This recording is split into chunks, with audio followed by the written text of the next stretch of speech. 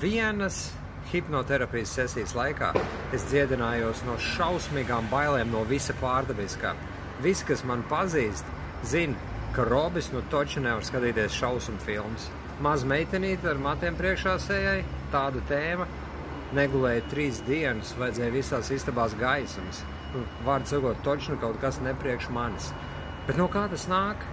Un vai man jādzīvo ar visu manu mūžu ar tādu sajūtu? Nu, protams, ka gribējās tikt no tā vaļā, tas nav normāli.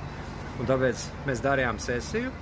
Mana mīļotā Indra bija terapeite man, un uzreiz, tiklīdz iegājām iekšā hipnozē, tā sajūta bija vaiprātīga, nežēlīgākās ķermeņa izpausums. Nāca tur ārā valns, viņi zina kādas šausmas un viss. Likās, ka burtiski eksorcisms jātaisa vai kaut kas tāds. Un finālā mēs aizregresējām uz manu iepriekšējo dzīvi, kur man parādījās tā aina, ka es tieku spīdzināts inkvizīcijā.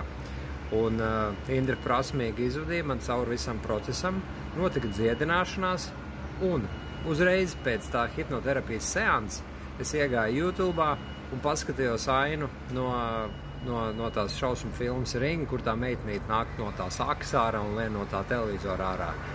Pirms sesijas es nekad mūžā to nedarītu, jo es vienkārši zinātu, kādas sekas tas man atstās. Un iedomājieties, es īzī varēju to noskatīties. Jā, ir vēl palikušas kādas sajūtiņas, tādas šarmulīšas, tāda bišķīt gāja pār ādu.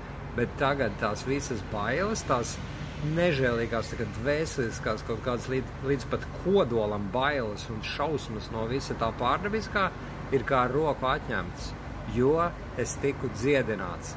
Un tā bija vienkārši kolosāla iespēja un pieredze, un jā, tas bija viens fantastisks piedzīvojums.